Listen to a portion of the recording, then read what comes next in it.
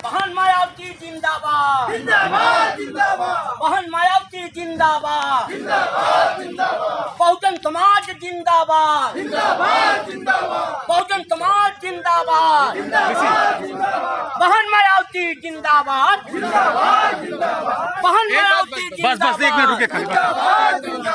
जोर से बोलो जिंदाबाद। रुके जोर से बोलो।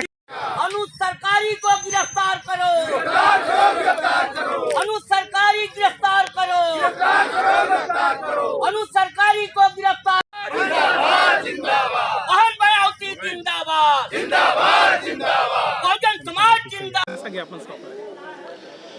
आज हम लोग बहुत ही प्रमुख मामले को लेकर के जो आज गोरखपुर में चर्चा का विषय बना हुआ है काफ़ी दिनों से, उसी मांग को लेकर आए हुए हैं। आप लोग सब लोग जानते हैं कि 4 अक्टूबर को गोरखपुर के अंदर एक ऐसी घटना घटती है जो पूरे गोरखपुर को कहीं ना कहीं शर्मसार करने का काम करती है। और ख़ासकर गोरखपुर के साथ में उस डॉक्टर समाज को, जिस डॉक्टर को गोरखपुर के अंदर, सिर्फ गोरखपुर के अंदर ही नहीं पूरे देश के अंदर, जिस डॉक्टर समाज को एक भगवान के रूप में पूजने का काम किया जाता है। लेकिन जिस तरह से गोरखपुर के अंदर घटना घटी वो कहीं ना कहीं डॉक्टर समाज को शर्मसार करने वाली घटना घटी है।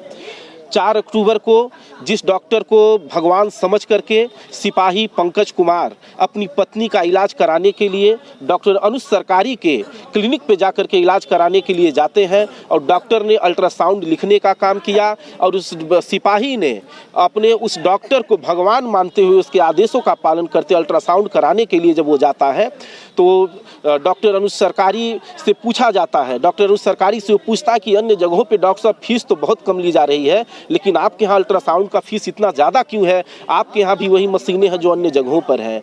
सिर्फ यही बात सुन करके डॉक्टर अनुज सरकारी तिलमिला जाते हैं और सिपाही पंकज को अपने लोगों के द्वारा, अपने गुर्गों से, अपने बाउंसरों से, अपने कर्मचारियों से जो बिना किसी मानक के उनके यहाँ रखे गए हैं, उन लोगों से इशारा करके डॉक्टर अनुज सरकारी उनकी पत्नी के इशारे पे उस सिपाही को जान से मारने की कोशिश की जाती है और इतना बेरहमी से मारा जाता है। आप लोग वीडियो और फोटो को देखने का काम करेंगे। उस सिपाही का कोई ऐसा अंग नहीं है जिस अंग पे चोटें ना आई हो। इस तरह से अंदरूनी मार मारा गया है। बड़े दुख की बात है, बहुत शर्मिंदगी वाली बात है कि गोरखपुर जो सीएम सिटी है, सीएम सिटी के अंदर ऐसी घटनाएं रोज हो रही हैं। 1 दिन 2 दिन की बात नहीं है, महीने या 2 महीने में कोई घटना नहीं घट रही है।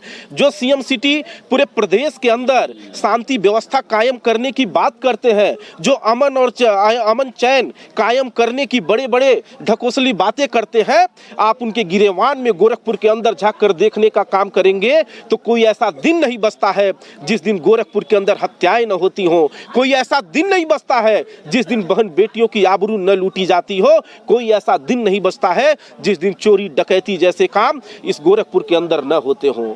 बहुत ही शर्मसार करने वाली बात है। आदरणीय योगी जी से मैं निवेदन करता हूं कि आप हमारी नेता आदरणीय बहन सुश्री मायावती जी के उस कार्यकाल को याद करके देखिए कि कितना बेहतर तरीके से आदरणीय बहन जी ने अपने कार्यकाल को चलाने का काम किया, कितना बेहतर ढंग से उन्होंने प्रशासन को चलाने का काम किया। और जो हमारी नेता मुख्यमंत्री थी बहुजन समाज पार्टी की राष्ट्रीय अध्यक्ष आदरणीय बहन जी, तो उत्तर प्रदेश के अंदर जो बड़े बड़े बदमाश थे उन लोगों ने गोरखपुर को छोड़िए, उत्तर प्रदेश को छोड़ करके कोई नेपाल भाग गया, कोई उत्तराखंड भाग गया, कोई गुजरात भाग गया, कोई पंजाब भागने का काम किया।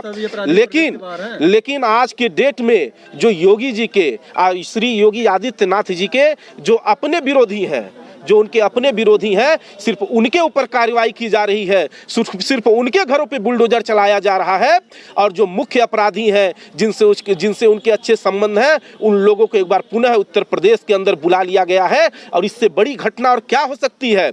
इससे ज्यादा शर्मसार करने वाली बात क्या हो सकती है? एक तरफ मुख्यमंत्री जी बोलते हैं कि हमारे डर से अपराधी शहर और प्रदेश छोड़ के भाग गया है, और दूसरी तरफ आप देखने का काम करेंगे उत्तर प्रदेश इस देश का सबसे ज्यादा क्राइम क्राइम करने वाला सबसे बड़ा प्रदेश बन करके इस समय देश में उभर करके सामने आने का काम किया है।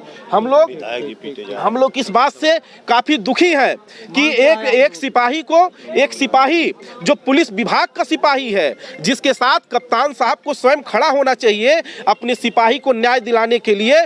बड़े दुख की बात है, बहुत शर्मसार करने वाली बात है कि कप्तान साहब अपने ही सिपाही के साथ हो रहे अन्याय के साथ खड़ा होने के बजाय जिस डॉक्टर ने उनके सिपाही को जान से मारने की कोशिश की, उस डॉक्टर के साथ में खड़े हैं। हम प्रमुख मांगों को लेकर के आज कप्तान साहब से मिलने आए हैं कि जिस डॉक्टर ने इतनी बड़ी घटना को अंजाम दिया, जिस डॉक्टर ने पुलिस विभाग के ही सिपाही को जान से मारने की कोशिश की, उस डॉक्टर के खिलाफ 307 जैसे संगीन धाराओं में मुकदमे दर्ज हो। चूंकि सिपाही अनुसूचित जाति का है, उसके नाम से ही पता चल गया था डॉक्टर को कि वो अनुसूचित जात का सिपाही है।